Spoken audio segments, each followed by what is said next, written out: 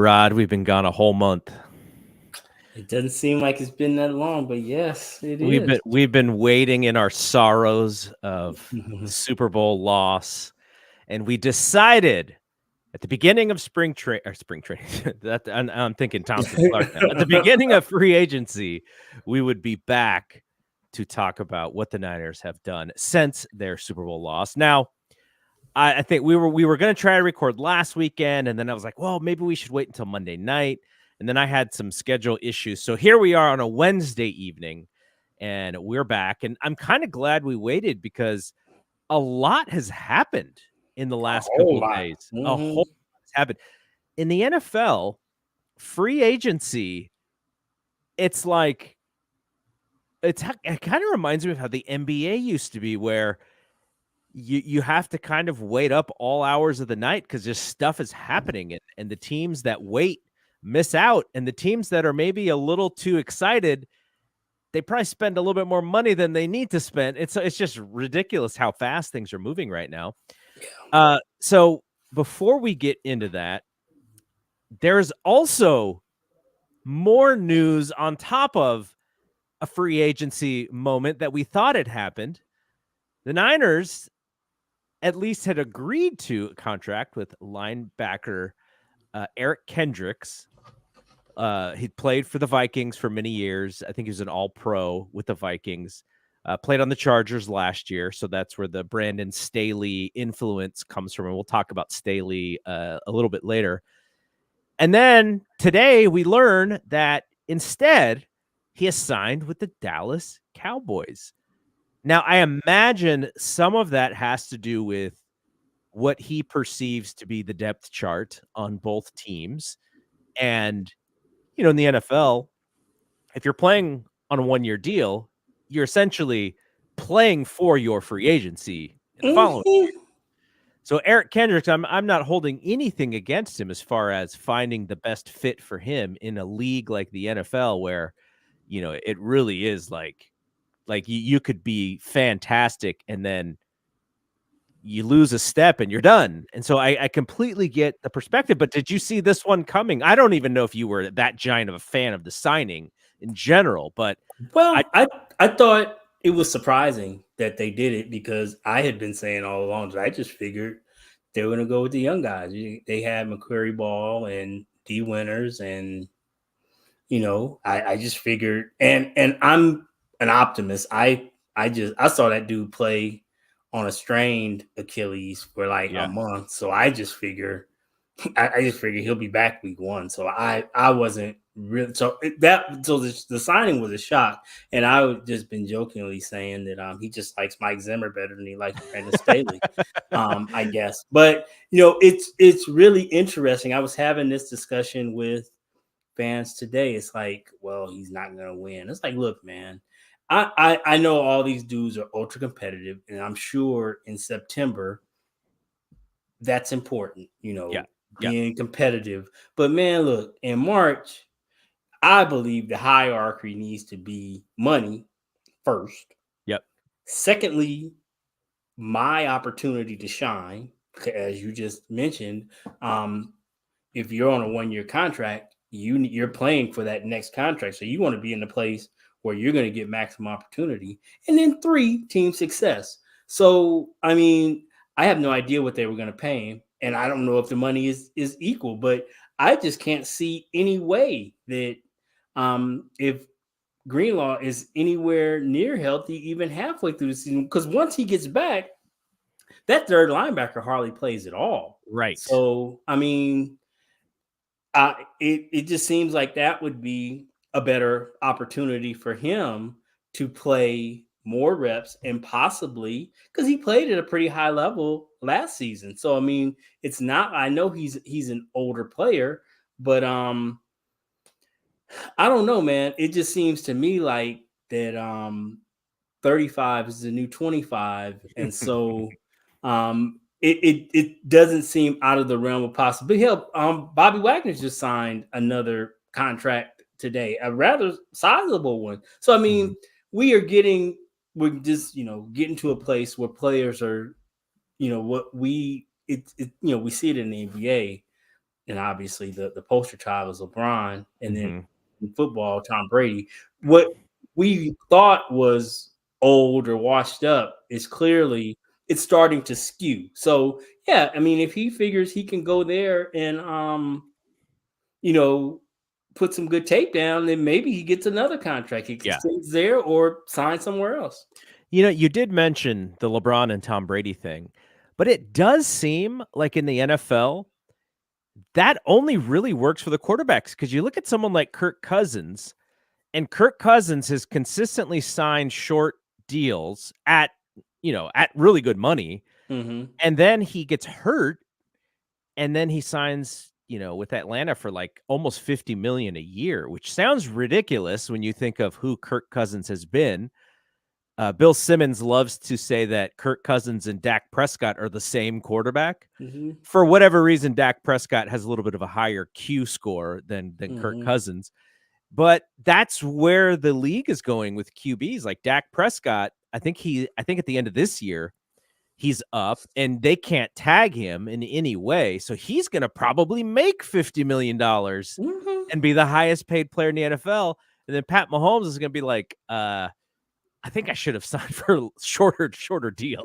I know what Bill Simmons also says is that it's like the Mendoza line with Kirk Cousins. That or is my quarterback better or worse than Kirk Cousins? Yeah. And yeah. So I mean that's the thing is okay. We dump on Kirk Cousins, but I mean there are 18, 19 teams that don't have players as good as Kirk Cousins. Mhm. So I mean it's really that, and that's where we see that Baker gets $33 million, which God bless the country that that can we imagine? Did you imagine Baker Mayfield was the lowest rated quarterback last year when he got cut by the Carolina Panthers, and then now he has earned $33 million over. I don't know if it was 2 or 3 years, but it's so hard. I'm trying to keep up with the 49ers and then also what's going on around the league. And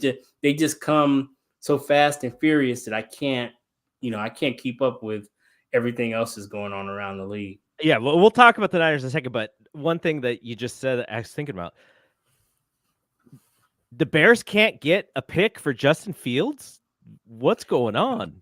Yeah, it's interesting I mean, I don't know how good of poker players they are, but it seems to me that if I know that this is like, I understand that these are people and that it's a people business, and I'm talking like fan Facebook theory shit.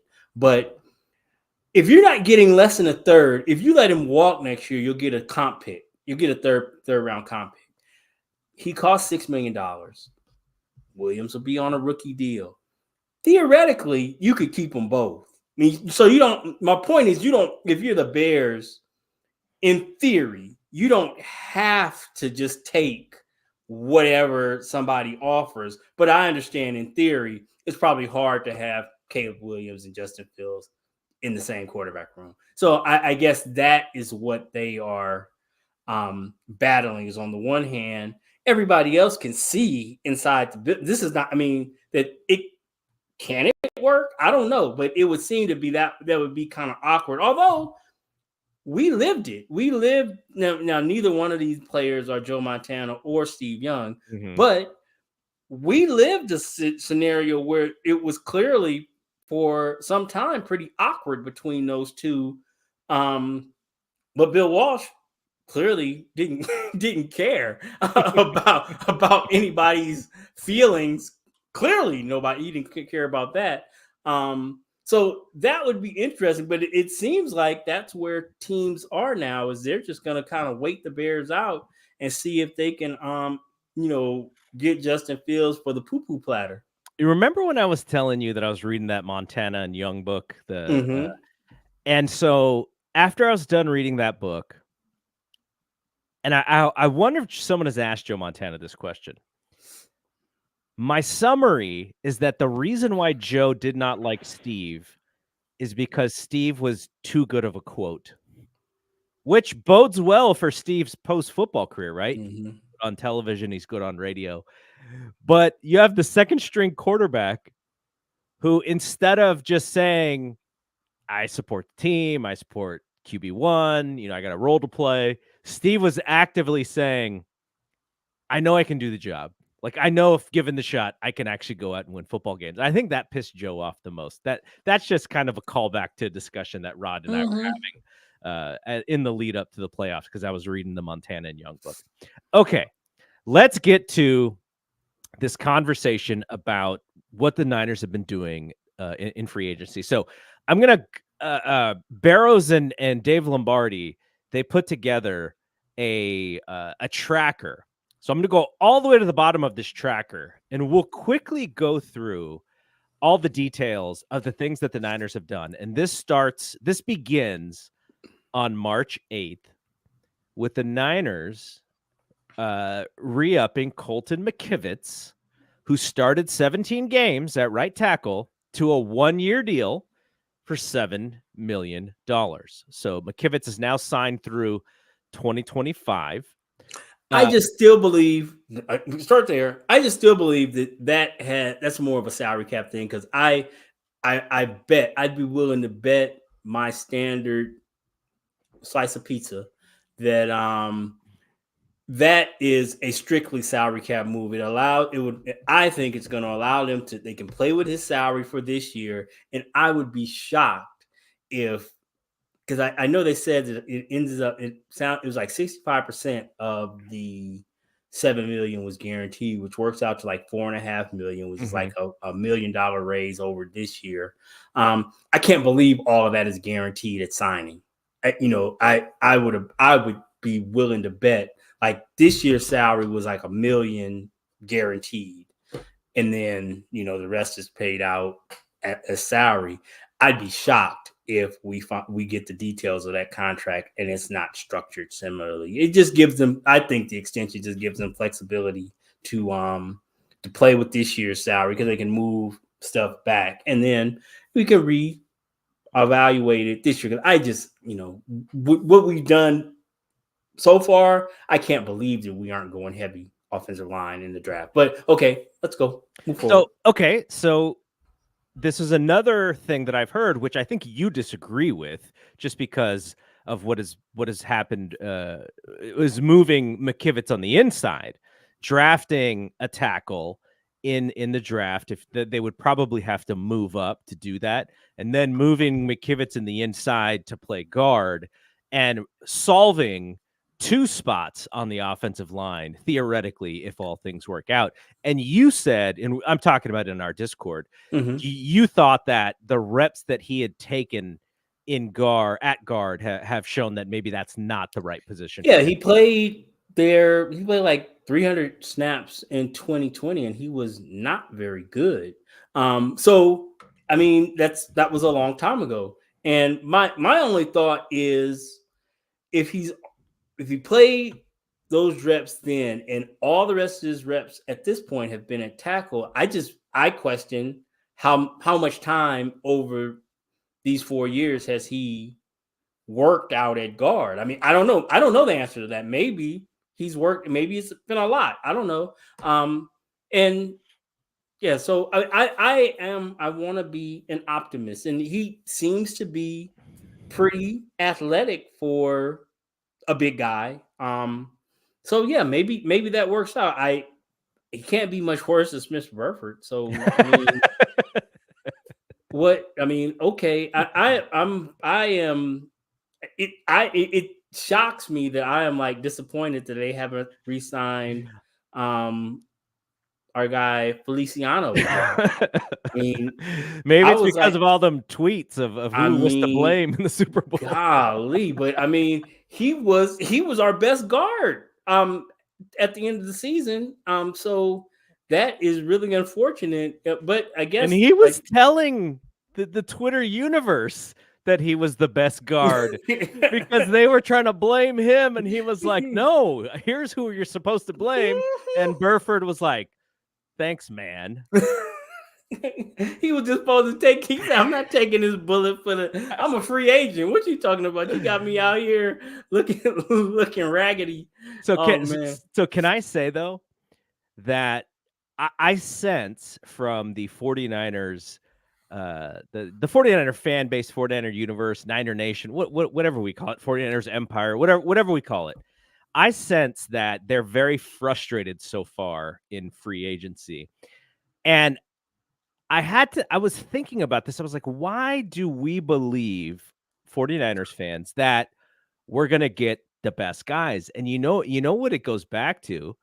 It goes back to the 90s because when the Mhm. Niners would lose a big game, they would Mhm. figure out where the problem was, and then they would go and throw money at it and fix it. Like you remember losing to Dallas 2 years in a row. And it's Mhm. like, okay, now here comes Ken Norton, here comes Gary Plummer, and then all of a sudden they sign Dion after the Dion. season. And so it's like, Yeah. yeah, you could just throw you can throw money at that problem. And in this scenario, I think we were like, okay, what edge rusher are we going to get? Like which of these top edge rushers are going to come? And then when you see Burns get traded, and then when you see Hunter go, you're like, oh, we're not getting anybody. And so, then we'll go through the folks that the Niners have gotten. They've Mhm. actually gone depth over the big, the big free agent. And I think there's some concern where people are like, didn't we kind of do that last year and the year before? So, yeah, do you get the sense though that 49er fans were just like, okay, we were just on the cusp of winning the Super Bowl. Now they're going to fix whatever the hole is, and we're going to get right back in there. That's. I think that that's what we thought, and I was gonna. You just posed me a question, but I'm gonna throw it right back at you. Do you really think that we are these type of fixes away from getting back to where we were? Because I don't. I don't think that it's I didn't see this as a tweak it type situation. I think that our the whole playoff run. I mean, we ended up where we wanted to be, and it didn't go. And that game was good. We played well. Then we got Mahomes. And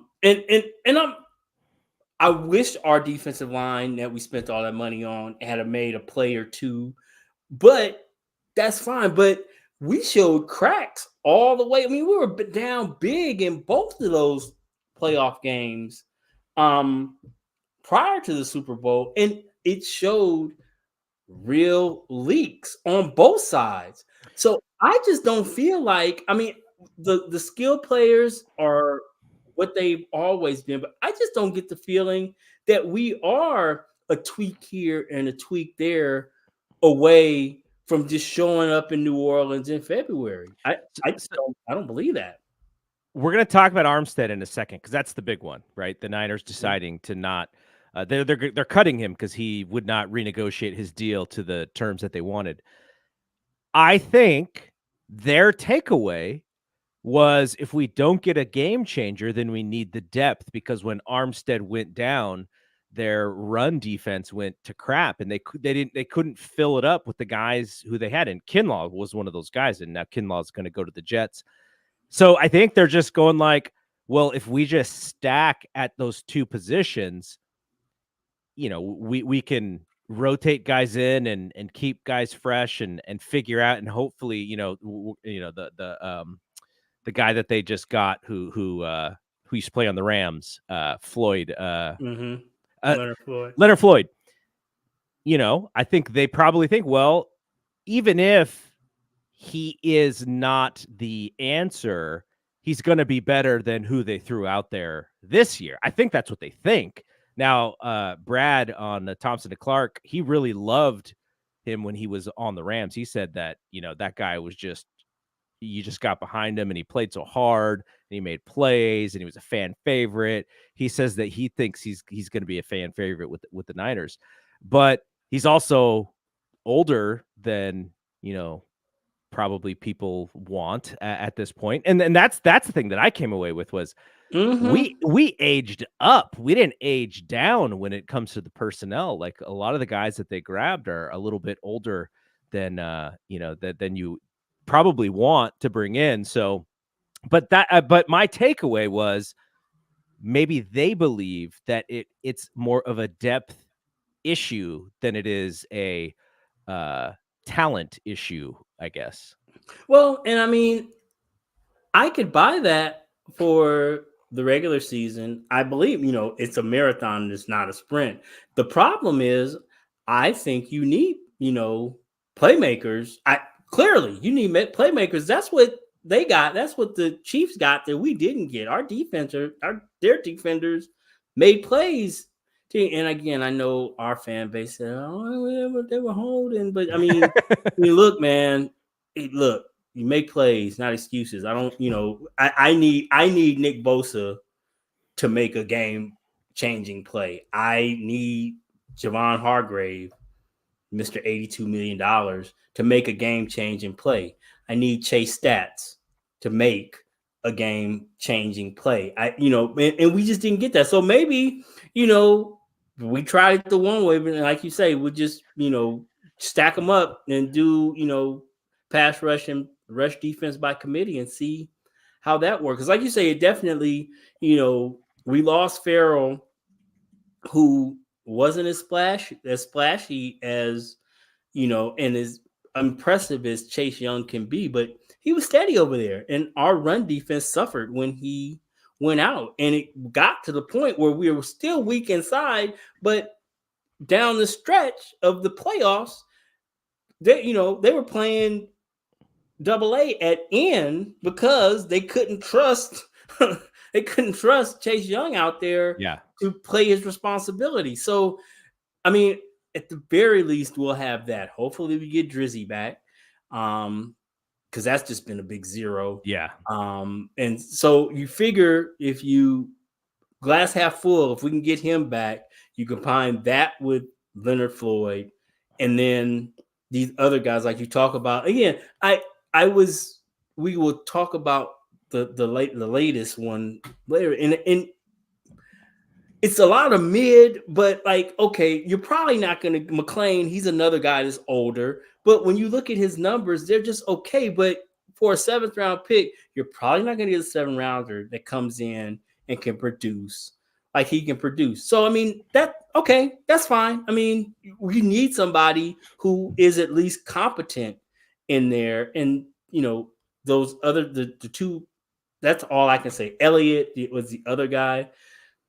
At least they're better than T.Y. McGill. I mean, it's something. It's something. We'll dig through the guys, but here's another thing. Mm-hmm.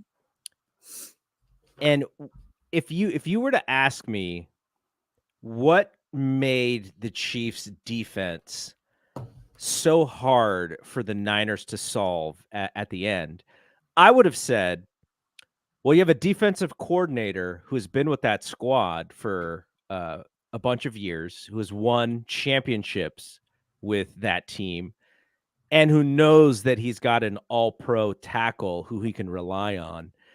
And that is what the Niners don't have, because they continually lose their defensive coordinators either to head coaching jobs or like Wilks, kind of being the reason. Maybe that's the reason Shanahan believes that they lost the Super Bowl, and that's why they made the move.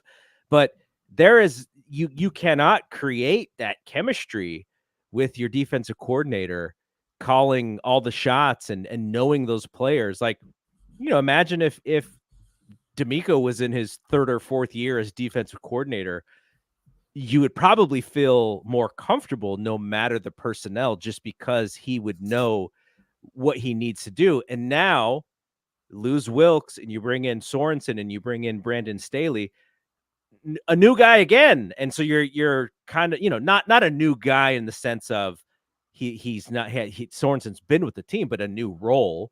And then Staley is actually a new guy, Staley. Except that I thought that was, I know people kind of shit on that move, but I think it's pretty smart for a couple of reasons. by all accounts, and I went back and read the accounts when he got hired and then through his time with the Chargers, is that he's wicked smart. He will, which I can just imagine him and Kyle on the whiteboard or in the Surface tabs going back and forth, playing those games. So apparently he's that. And then their wives are probably very upset that they are working together. But he seems to struggle with the people stuff. And that seems to be Sorensen's strength. Is he is a former player. And so he is relatable. Okay. And so no, I want to interrupt you because then I want you to rev on this as well. Mm-hmm. Isn't Staley coming in to basically be a head coach in waiting again? I don't know. That's why, again, maybe, but that was why I thought it was such a good move. Is that I don't think we have to worry about Brandon Staley getting a head coaching job. Okay, maybe not. See, I look at that. I look at that as like him coming to the Niners and going like, okay, I know my weaknesses.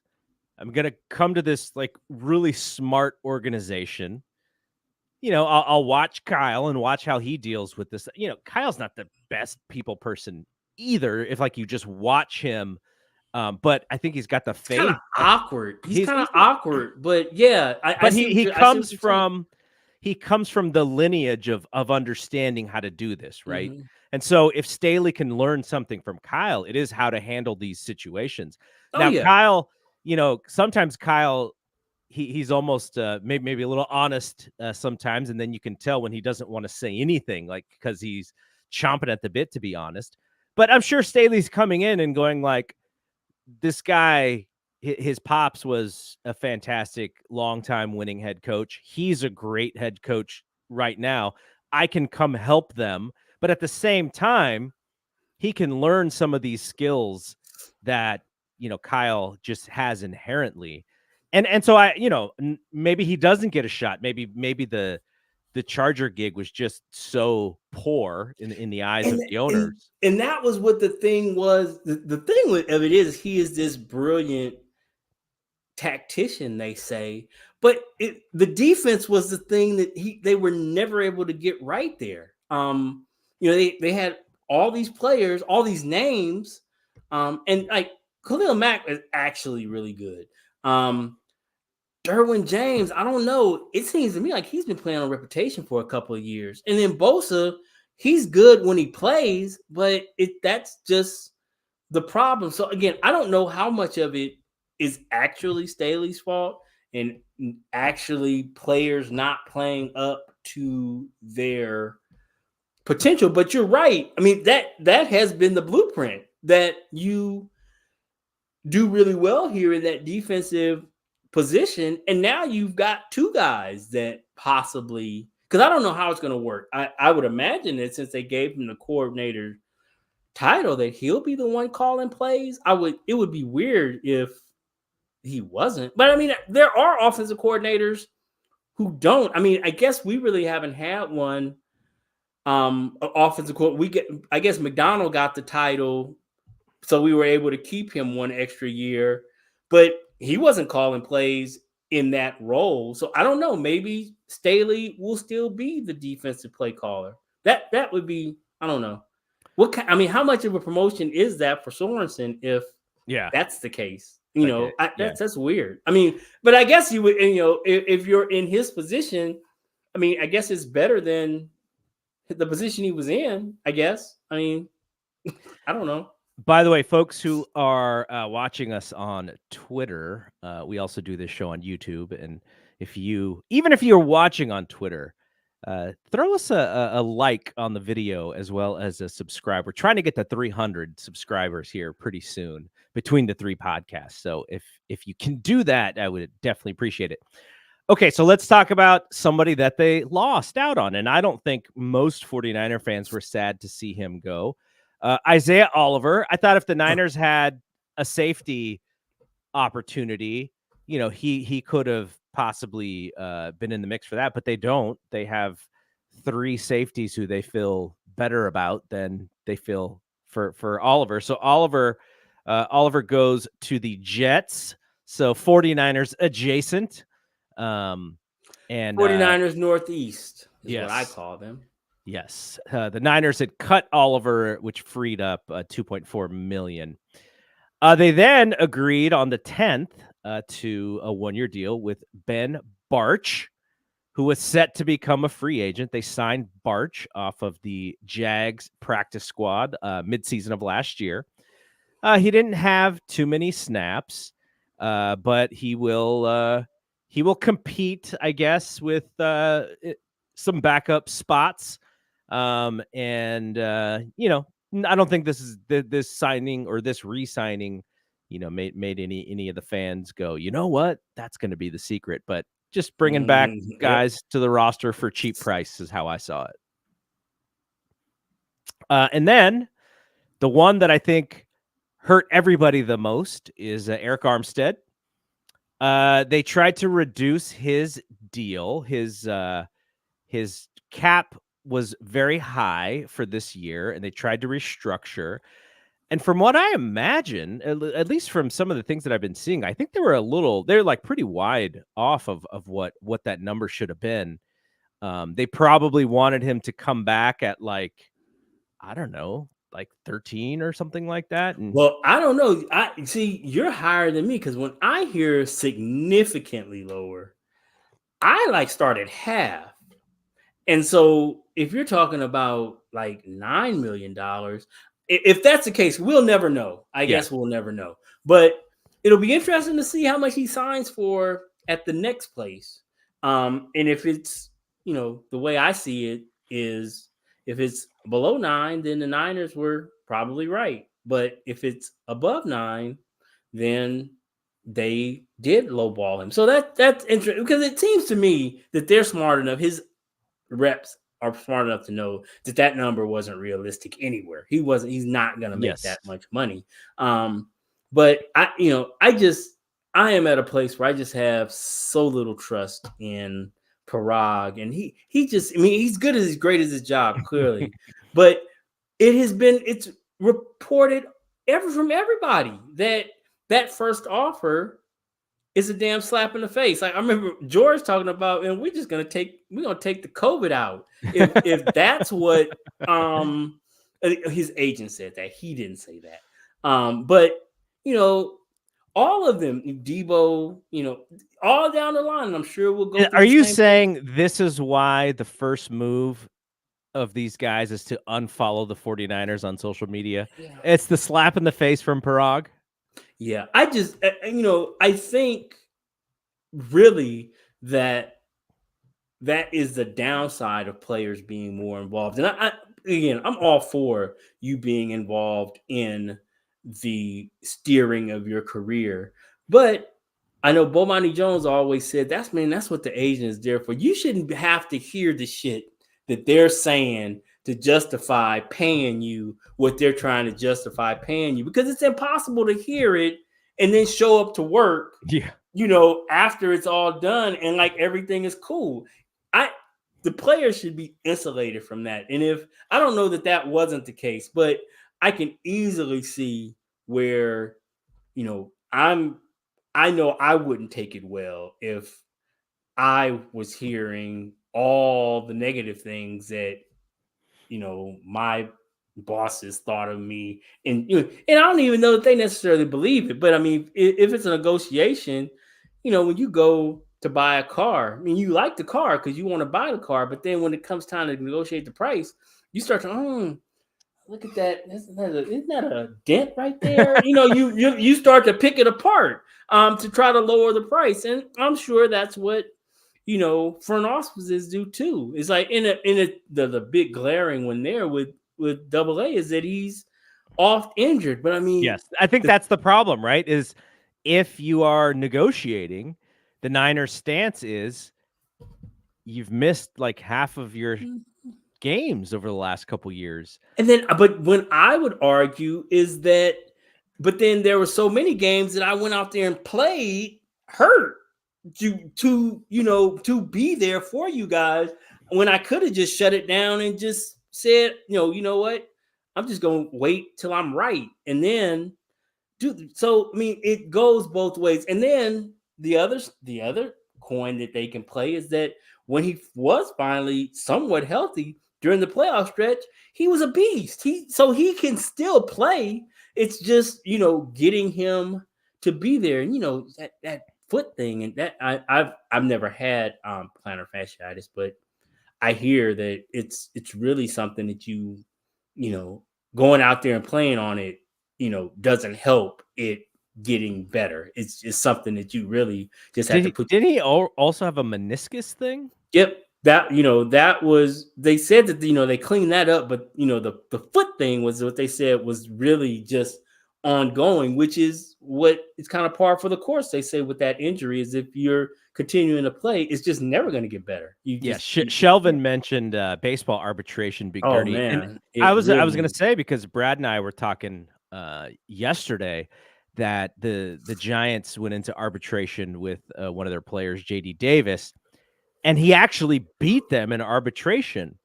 And you never want to actually go to the trial because it is exactly what you said is it is the job of the lawyers to basically state all of the bad things about the player to the judge, and then it's up to the other lawyer to say all the good things. And if the player is there and he hears these things, or or he's told these things, I think the players are actually at the trial.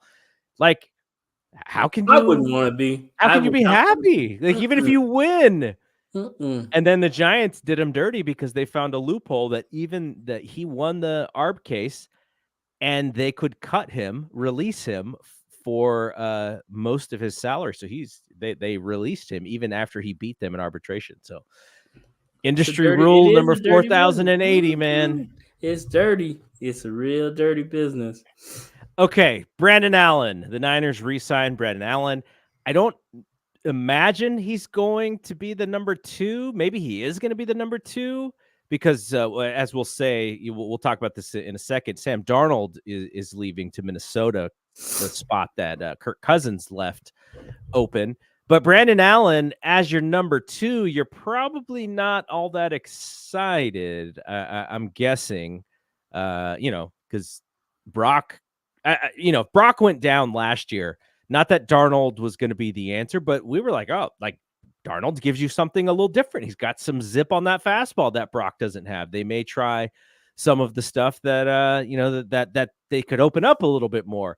But in this situation, it's like he's like a lesser version of Brock, and I'm not sure if that's I'm not too confident in that as a backup. You just have to. We have to draft a quarterback. I mean, Yeah, I think that's probably where they're going, right? We have to, because it is inevitable. We are moving towards that iceberg. We're gonna have to pay Brock. The iceberg. And at that point, and he's deserved it. He's earned that money. But at that point, $5-6 million backups are going to be out the question. So when you're paying him $40 million, if you just look around the league, who the backups are for guys like Mahomes and Lamar now, they aren't making big money. It's just, you can't pay your starter $40 million and then have another $5 or $6 million sitting around next to him. What I'm a little worried about is when Brock does sign that contract. The second Kaepernick signed his contract, it was like the Niners regretted it immediately. They're like, when you're lighting it up for $1.5 million, you're like the belle of the ball, and then when you actually make some bank, they just get mad.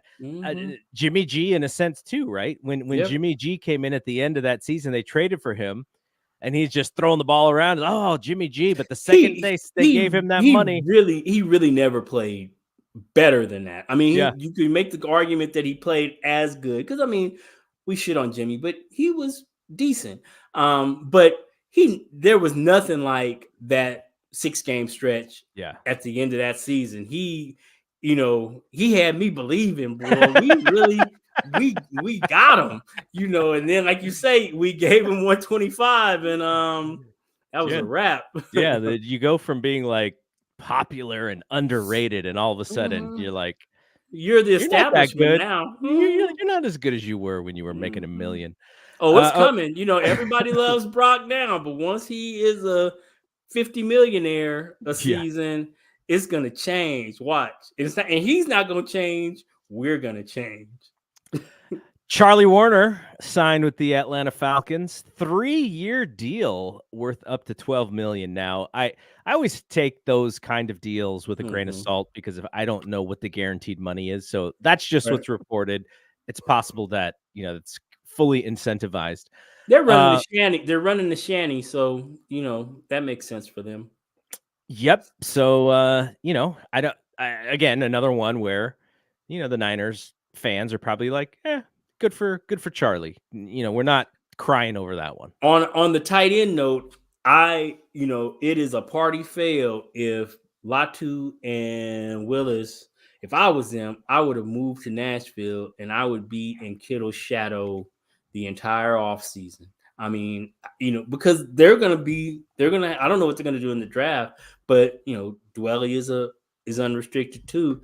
Those two young dudes have a chance to come in and really have a role with this team. It was clear to me that in the preseason last year, they were grooming Latu for something before he got hurt. And then Willis, hell, They he played essentially in the Super Bowl. redshirt him, right? He So yeah, he literally, Willis got snaps in the Super Bowl. So yeah, it's gonna be. I just think that for this whole thing to really work, it seems to me from the outside looking in, they're really banking on some of these young guys stepping in and taking. We talked about with the linebackers, either McQuarrie linebackers. Ball or Winters. We need Drake to come in and do his thing. Um, What is Drake's thing? Get like 3 sacks on opening day and then don't play for the rest of the season? Yeah, it really is. I mean, so far that's what it's been. But yeah, it's just I say he's been a donut so far. So, but the talent is there. But we've seen that with our third round running backs that Yeah. we continue to cut. The talent doesn't really matter much.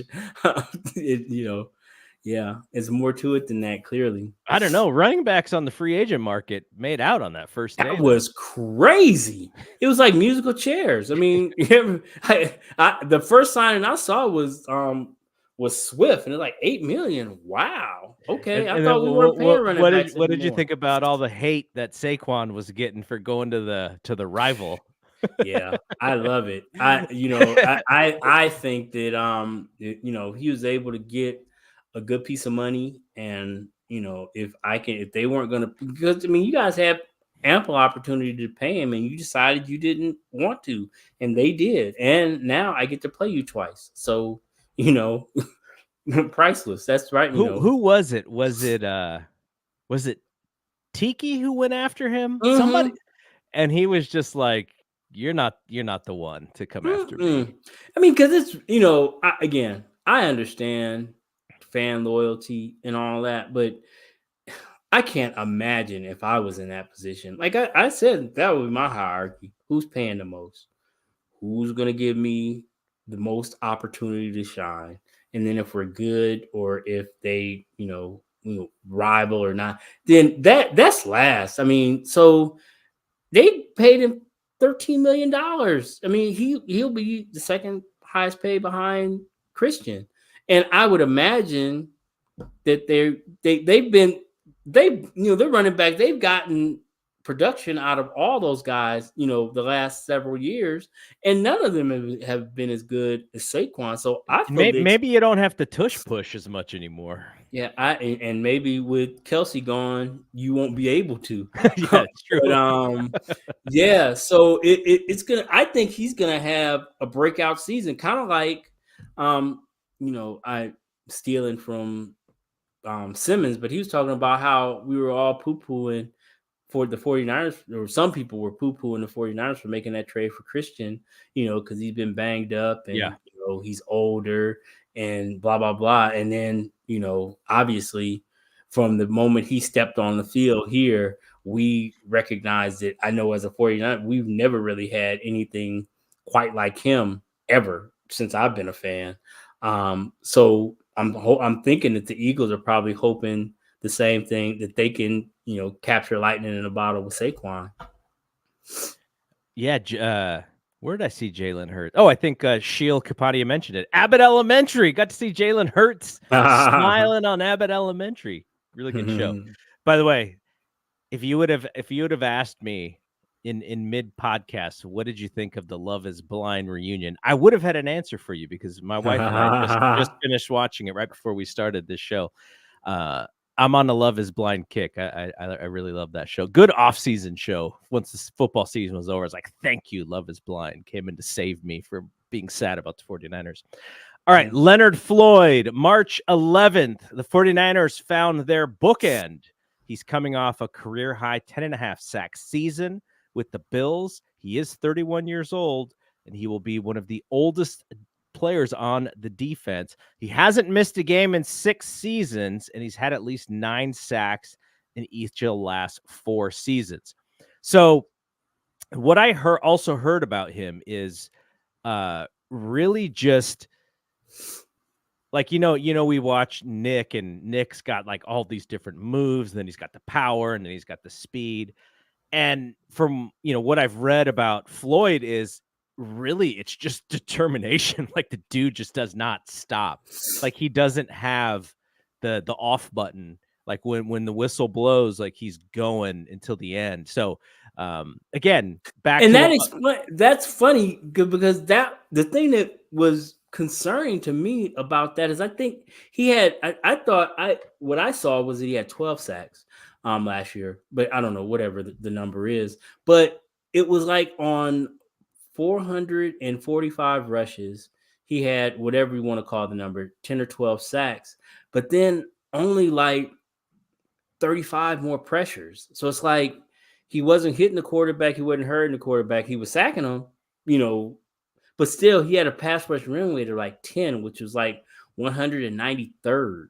So I mean that kind of, so I hadn't really looked at the tape to explain the numbers, but if you tell me that he's got out of 400 rushes, he just got 10 or 12 determination sacks. That kind of makes sense because he's not really, when for context,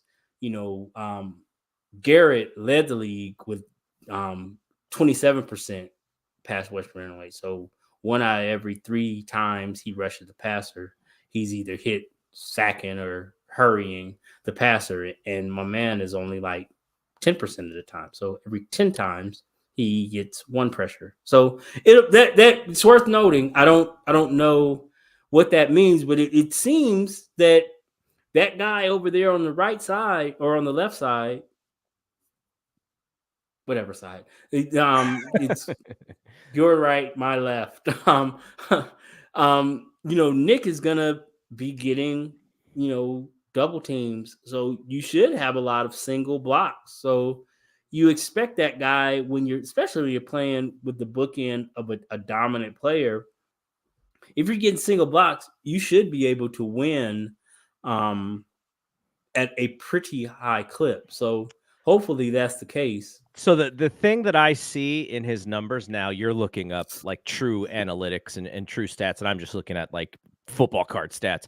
His overall tackles were way down last year. It was actually the lowest number of tackles he's had in his career, even before his rookie season. So his tackles were down. His tackles for losses were lower than the year prior. His quarterback hits were about average of his career. So I don't know what that says, but for whatever reason, he was down from just 2 years ago. He had 70 tackles in 2021, and last year he only had 32 tackles. So for whatever reason, he was not in the mix as much. I don't know as far as his. It'll be interesting to see how many, I keep penciling Drake Jackson is actually playing. So I don't know. We at least what we can see from Leonard Floyd's, baseball card is that he shows up. He's gonna come to work. And again, I'm to no fault of his own, obviously, but that's something that Drake needs to work on, is just being on the field. I Yeah. mean, that's where, before we can even start, assessing his play, I mean, he's got to be out there. So that, I mean, that's a wild card with us is, we've got some young guys that, maybe if one or two of them hit, like the Danny Grays of the world, that, just kind of disappeared, and you just kind of hope are in the background in the lab, and that they, at some point spark. So it'll be interesting. I guess we've got a couple more to discuss. So they tendered Juwan Jennings, 1-year contract with a second round level, which means the offer is just under 5. So Juwan can actually negotiate with other teams. I think the Niners can match. And if he leaves, they will receive a second round pick. Now, we talked about this at the end of the Super Bowl game, which is one of the things the Chiefs did not do is respect the speed of the 49ers wide receivers. They pretty much just dared Brock to try and go over the top, just knowing that A, he wasn't going to have a lot of time, and B, the Niners really don't have that style of game breaker. Everybody's kind of around the middle, and you're probably your biggest game breaker is McCaffrey if they were to split him outside. But Jennings, like you I say, think Kyle, even in that game, he was able to scheme a couple of them open, but we just, Brock, had defenders in his lap, and just couldn't get there. So it's like you say, it works in tandem. We just kind of fell apart there. But yeah, like we definitely, Danny Gray, I mean, he would be an elixir for that, but he can't get on the field to deploy any of that speed. and the way that the offense kind of works, how you scheme guys open, and Kittle has speed for a tight end, but he's also so tough, and he's breaking tackles. He's got really good hands, but they just don't have that burner who's just going to go deep.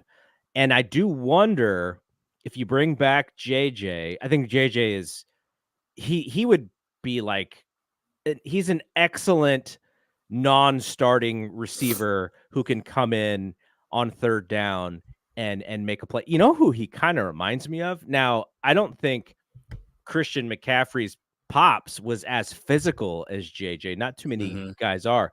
But Ed McCaffrey, when he was never the fastest guy, but I always thought his strength was because he was tall and he was strong, and you could just throw the ball and he was going to go get it because he was he was a big dude.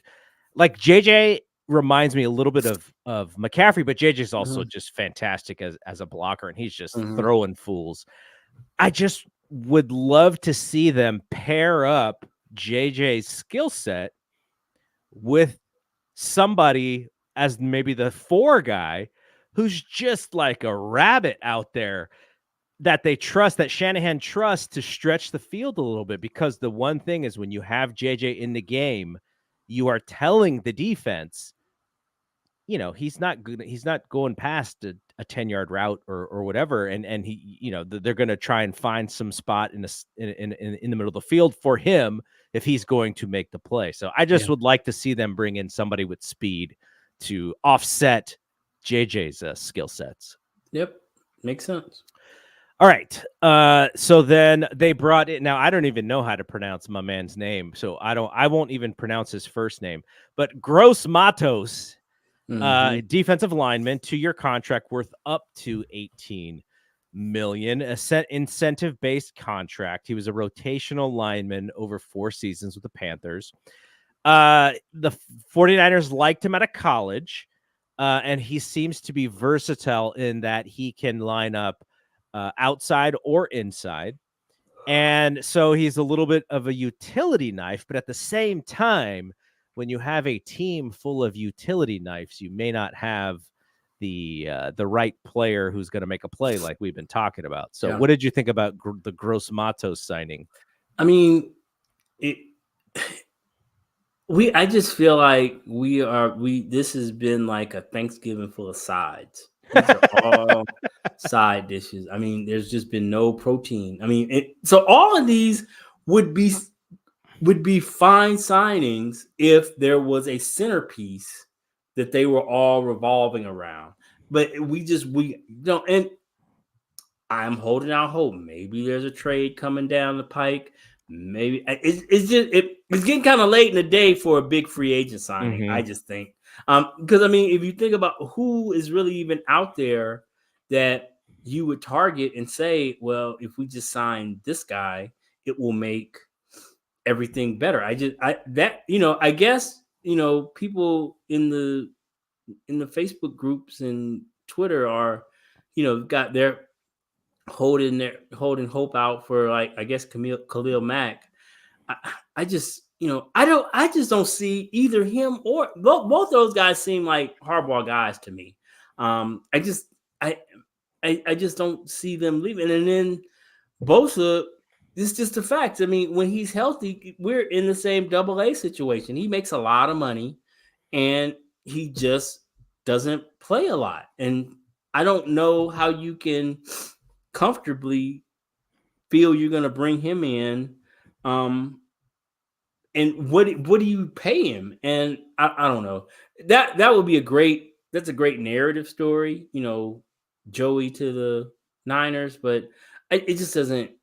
I know it doesn't seem to like make sense for either of them really, no more than I guess it would make their mom happy. But I just, I don't see how we could, we can't pay Armstead, but we'd be willing to take a flyer on Joey. I mean, and not that Who he's not. supposedly didn't like playing for Staley all that much. Oh yeah, there's that. I forgot. I hadn't even considered that part of it. The interpersonal part of it. Yeah. So, again, I when I look at Khalil Mack, everything I know about Jim Harbaugh says that Khalil Mack and Joey Bosa are Harbaugh guys, and I would think they would, would want to play there. But I guess if they could finagle their way out, I know Khalil Mack, if he was out there as a free agent, he would score money. I'm sure, teams like Washington and there's several others up to the top there that have, boatloads of money. I don't know if you go to Carolina. They got a lot of money, but I don't know about that. But I know Chicago's got a bunch of money. Well, I don't know if he go back to Chicago. But yeah, so maybe there just aren't a whole lot of places for Khalil Mack to go if he leaves if he leaves LA. The Raiders probably aren't a great option either. So yeah, maybe if we could swing out of, again, that's the thing with him, is he's a great player, still a really good player. I just don't know how we pay him. Yeah. But by the way, you're from the Bay Area. You probably saw the UFC show last week. Nick Bosa dapping up Donald Trump in the audience, just hanging. Yeah. I do wonder now, as long as Nick Bosa kind of keeps doing his thing, and he's not very vocal about politics. You don't see quotes about him. You don't see him tweeting about stuff. But I mean, we do. know where he stands. But Yeah. I do wonder though. He probably didn't figure he was going to be on camera, and someone just had their camera phone out. But I don't. I would hope that the fan base, is just like, look, like these athletes are not, they're not the people who we should be looking at for politics or whatever. And I'm not even like, I don't even really care that, Nick Bosa, maybe he's a fan of Trump or whatever, but it's just interesting that playing in this city, it's just different. Thought he has been a surprisingly that has been a surprising non-factor, because Right. I assumed when he was drafted that would really be a thing, because I know they kind of did a good job of scrubbing his social, but there were things around the draft that were kind of troubling. But he's just a young dude. I mean, I'm not troubling in that he's a bad guy necessarily. Just they're not politics that are popular in these parts. And Mhm. but it's something that hadn't really come up. In the 4 years, what is it, 5 years now? Yeah, this will be year 5. Wow, time flies. But Yeah. yeah, it just hasn't come up. At least I haven't heard anything, I haven't either. yeah. So he's done a good job of not, if he has opinions, he's not really, he's not really out here sharing them. Because I mean, why mess up your money? Yeah, yeah, yeah. No, totally. And in that locker room, he's kind of become this like de facto, he keeps a low voice, but when he Mhm, does talk, people listen and they get close. And he's not the most eloquent of speakers, but just mhm, because he is such a good football player, mhm. there's a little bit of wisdom in there no matter what. Yeah. Like what makes Mhm, him tick? Because I kind of want to know how is he so good? Can I take some information? So, I just it was kind of the elephant in the room when you see the mhm. videos, and I was just Yeah. like, It's but like right there in your face. yeah, yeah, but he's a great football player, and that's what he's gonna be known for versus what his ideals are on As long as he politics. doesn't run for vice president, we'll be all right. Oh, well, yeah, he's not out there like, Rogers talking about things that are conspiracy theories and such, for sure. All right. Now let's talk about a few guys who actually left the team. Javon Kinlaw, we mentioned him. I think we all were fans of him. Unfulfilled potential. Hopefully, he can, fulfill all of that potential. Again, goes to the Jets. Salah gets another former 49er. Sam Darnold, we mentioned, he goes to Minnesota.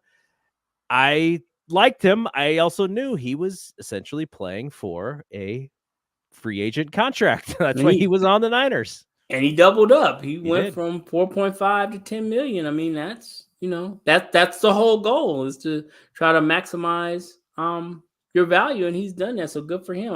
I'm assuming, just looking at it from the outside looking in, I don't know if they'll draft a quarterback, but it would seem like he would have the inside track to be in the starter, Mhm. no matter what. So yeah, I mean, that's what the reclamation is for. You come to a place like this, and O'Connell runs a similar. It's not quite as, it's like Shanahan light. So it'll be a system that he is kind of comfortable with, and yeah, good for him. Cleveland Farrell goes to the Commanders on a 1-year deal. It was interesting how I don't, you know, he was a steady hand, but it's not like he had this bonkers season for the Niners, but he missed the playoffs and he was the one player on the defense that was different. And then all of a sudden, the Mhm. defense was not good at all in the playoffs until Just the Super solid. Bowl. He They was were he okay. was just a steady player. So I mean, he had the talent to be the number 4 overall pick, but you know, I think that that's one of those things that he might have been missed in there, because I'm not. This is not revisionist history.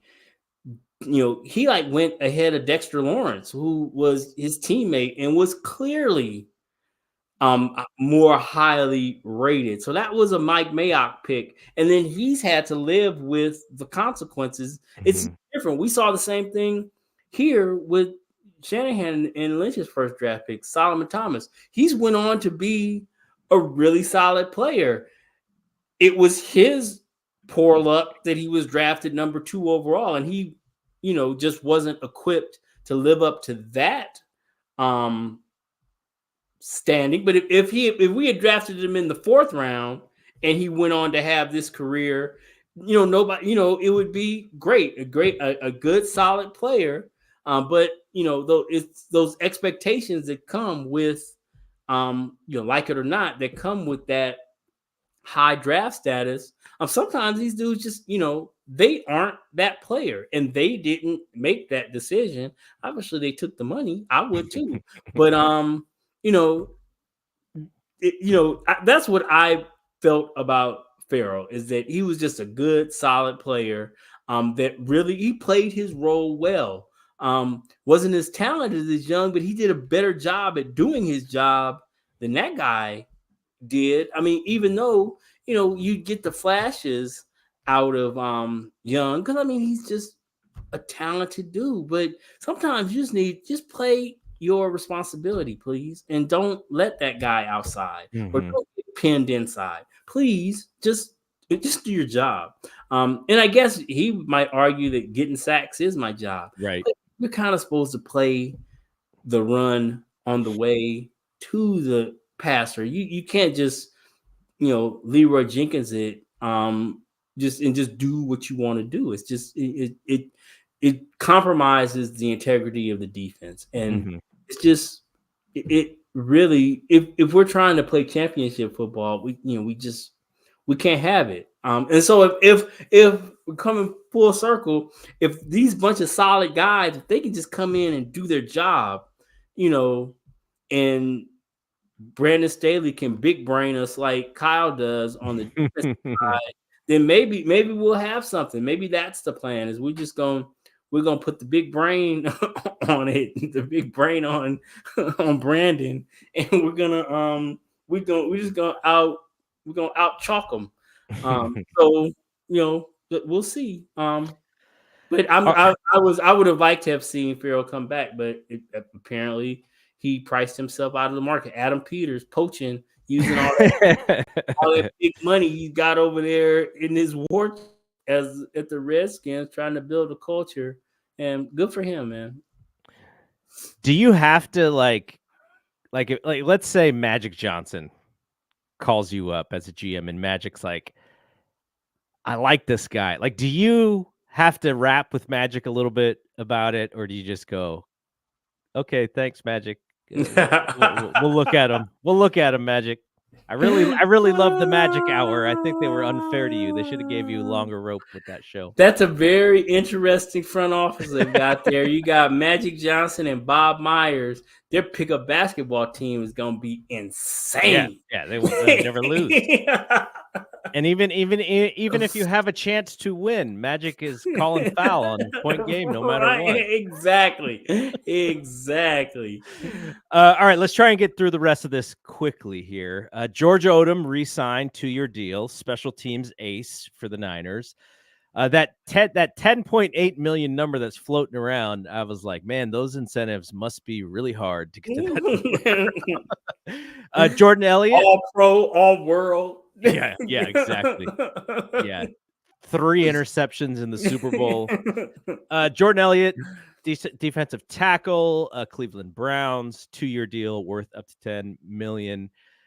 He's replacing snaps, right? He's Cleveland ran a similar defense as as the Niners did, so he will probably be able to slide in a little bit, without much hesitation. And he also is durable. And that kind of is the theme here from what I'm reading, is just like, and even the guy that they didn't get, we talked about at the top, Eric Kendricks, another super durable guy. It's almost like, they were looking for guys who don't miss games, because that has essentially been a little bit of an issue with them. And then Malik Collins, and they traded for him. They sent a 7th round pick to the Texans, and he is in his 9th season, and overall in those 9 seasons has 25.5 sacks. He had 48 pressures last year. 6'2", 310 pounds. Though his pressure rate last year was the lowest of his career. That's not going in the right direction.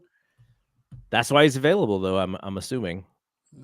And that was, you had kind of brought it up in the Discord, and once I started looking, is you would think that these dudes would be, because Hargrave, he is what he is. We knew what he was. Yeah, he's supposed to be a pass rusher, and he didn't really do very much of that last year.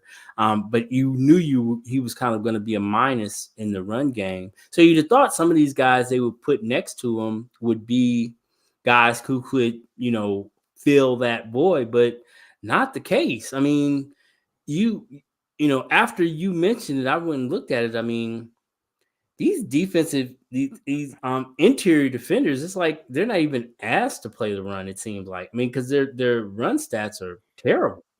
And I do wonder if it is just the way football is these days, where Could be. you're so worried about defending the pass, almost to the point of like you hope these teams run because you know that the passing game is what is going to hurt you. Like, I know, I mean, Mahomes is a different level, but I know when they handed off the ball, I was really happy. I was like, Mhm. okay. And it is a just when you mentioned like 6'2", 310 pounds, we came up in an era with dudes like Ted Washington and who's the big dude in from Miami, Wolford, just big Mhm. guys, even further back, Fridge, and just big guys that just kind of anchored in the middle. And those guys, big fat guys can't play in a Tony Siragusa. You can't play with those guys Yeah. in today's game. It's just, you have to be, if you are a big guy like that, you have to be super nimble. Like that offensive lineman I saw from Penn State is like Oh, yeah. 6'8" and 320, and he ran a 5 flat. That's insane. It is insane for a big person And to then you be look, and then moving. you look at the round that he's going to get drafted, and it's like not in the first round. Or Yeah, I mean, that's crazy.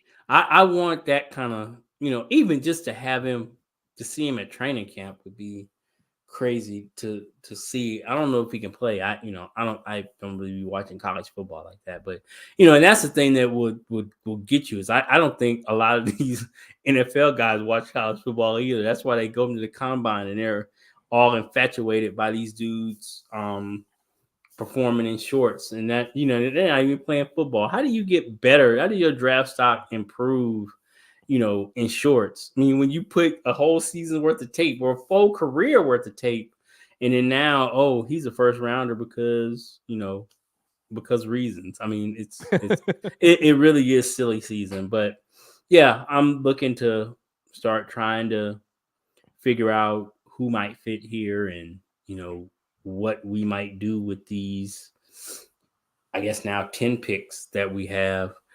So yeah, it's gonna be, we're gonna have it's been interesting already, albeit to me, a tad bit disappointing, but yeah. actually after sitting here and talking about it, I feel a lot better about it. I mean, maybe this is um, you know, these are building blocks for our championship. I don't know. Who knows? Maybe. Let's We hope so. we thought it was possible that Juice was not going to restructure it. Not a lot of spots for Juice to go because not a lot of teams use a fullback, especially in the way that the 49ers use a fullback. I'm sure that they may have been scared of him going to other teams who employ former 49ers personnel and coaches. All the usual suspects: the Houston Texans, the Jets, the Dolphins, the Washington, Tennessee. Yep. So that is the other downside of us proliferating around the league is it creates spots where people know these players and they're like, hey, especially like I said, I'm surprised that Adam Peters hasn't snagged more of our guys, because I mean they've got like a crazy amount of money, Mhm. and not very many good players. So yeah, it's interesting. Who's going to be Um, their quarterback, by the way? I Is it Sam? What Slinging Sam, I guess. I, Well, don't they have they like have the like a second pick? yeah, they have a so yeah, they're going to draft a QB. Yeah, they'll probably take either May or Daniels. Yeah, it'll be interesting because you got to get that right. I mean, if you get that quarterback thing right, it makes everything. So look how it accelerated the program down there with Ryans. I mean, Yeah. they hit on Stroud, and now all of a sudden, you know, they're cooking with grease because like the offense, I'm sure he is just licking his chops. He's like, now I can just focus on getting this defense right, Yeah. and we might have something here. I'm just thinking of spots for Jimmy. Where's Jimmy gonna go? Yeah, I don't. Where do you think Jimmy thinks Jimmy is? Is Jimmy a backup now? I mean, is that do you think he is?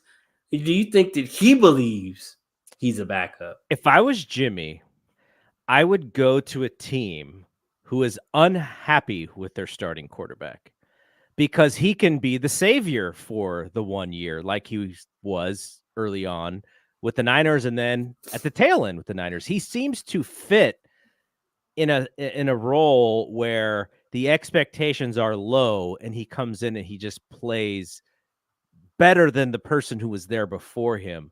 When the expectations are high and he's expected to be QB1 and, take your team far, it seems like that is not the right spot for Jimmy. So So you don't see him in a spot like, I mean, because obviously if you are if your quarterback room is pretty good if Jimmy Garoppolo is your two. I mean, yes, so like in Atlanta, I know they just signed Kurt, just don't but text him in the off season because he's not yeah, answering your yeah, texts. yeah. So I mean, I guess that might be perfect for your backup. I mean, what are you gonna? I don't really understand what you need to talk to your starting quarterback about in the offseason, but you damn sure don't need to talk to your. I mean, what are you calling? Is Kyle calling? You calling Brandon Allen on No. in the offseason? I mean, I could okay. He's got a hard on. He talks to Brock. I get that. That's fine. You want to keep in contact with QB1, but why are you? what could you be talking to Brandon Allen about? Today. I mean, what would that conversation go like? Rick thinks New York, which is kind of funny because who was the goofy quarterback who played there a little bit last year when Danny Dimes got DeVito, hurt? Yes, he could barely DeVito. throw the football, and he had like one good game, and he was like beloved for that one game. Jimmy would be the toast in New York. Maybe he goes and backs up Rodgers.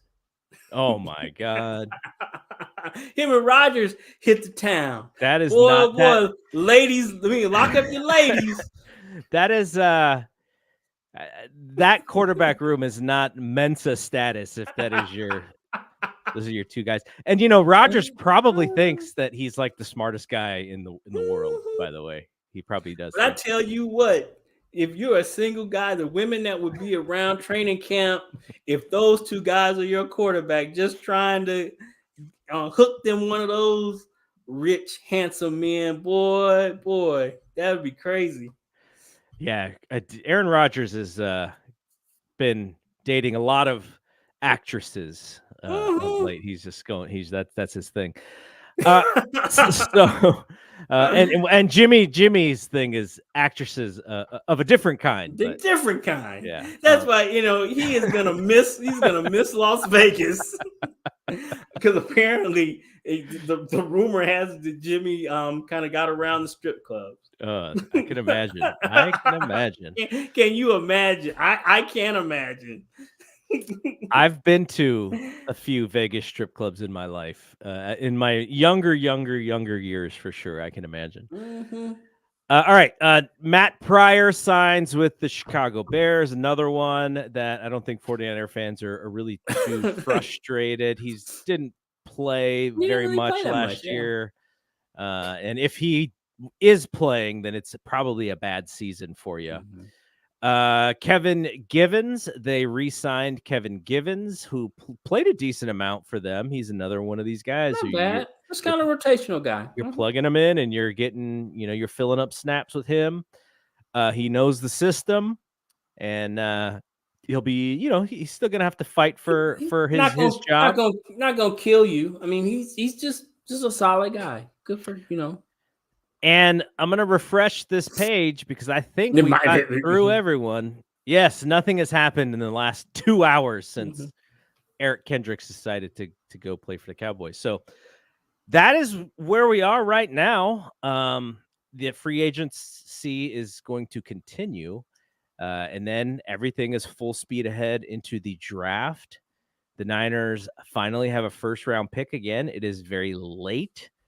I'll end the show with this question for you, which is, do you think the Niners are going to be able to trade up? Because we talked about the idea of getting some offensive line strength. There are some tackles in this draft, but from what I've heard, you're not going to get the one or two best ones if you're waiting until pick 31 or whatever. Yeah. I don't know from that spot. I mean, what do you even have to give up to? I haven't looked at, they used to talk about the draft chart where you could kind of figure out what it would cost to move, and then where do you move? Where are you looking? Those upper teams, which ones would be, looking to move that far back? Because I mean, when you get that low down, it's not like you're talking like moving up into like the 20s, right? I mean, it's really hard to get any higher than that without giving up, future ones, which I don't know that you'd be willing to do that. We see with Carolina, the cautionary tale of doing that. That's like the worst case scenario. You give up a one and then, stink, and then that one turns into the number one pick overall the next year. That's just all, which obviously hopefully wouldn't happen to the Niners. But yeah, I mean, I guess if one of those tackles slide, because the quarterback's going to happen at the top, and it's supposed to be a really deep wide receiver draft, but it's supposed to be really deep. So I mean, even if you can't get to the top to get like the top 4 or 5, apparently there will be receivers down lower. So I mentioned that because it would be interesting who is up ahead of us in like the 20s who might be even interested in moving back to basically the second, because those, these are both basically second round picks that the Niners and the Chiefs have. But yeah, it'll be, I hope they're active. They've got a lot of bullets. So maybe they use, and I don't really, I hadn't really thought about it till you mentioned it, but I don't really see 10 spots on this roster. So, I mean, if you've got 10 picks, why are you just picking players to pick them if you don't think that they have a really good shot of making the roster? So at that point, then it just behooves you to either trade picks for future picks or trade picks to try to, move up and improve your position for this year's draft. Because I mean, somebody in one of the Facebook groups was talking about, this is one of the most important drafts in the last 10 years. I don't know, that's kind of hyperbole, kind of, but we do need to, because all of them are important. All the drafts are important, but we kind of need some players. Yeah. It would be nice. Offensive line. We need some offensive linemen who can play immediately. That would be awesome. There are specific middle rounds where the Niners seem to really succeed. How about we succeed in like the first 2 rounds? Like those are our best players coming out of the draft. Let's do that this time. Yeah, I mean that would be great. I mean, we don't have to wait till the 5th round and the 7th round to get starters. Yeah, exactly. We've got a whole lot of time to talk about draft. I got some thoughts there, but we can do that at some other. Yeah, we'll figure out the off season with this podcast. There's we're not going to be going weekly during the off season because it is a grind during the regular season when we're going every week, every Sunday night after the game. So we'll take it a little bit easier during the off season, and then once we get to the summer, we'll do it more frequently. But yeah, we'll figure out time for Rod and I to come back, and we'll let all y'all know. I want to thank our guy Rick, the OG, Rick Feinberg. Also Shelvin, the third man on this show, and Robert Ramos. Thank you guys for hanging out and being in the live chat with us.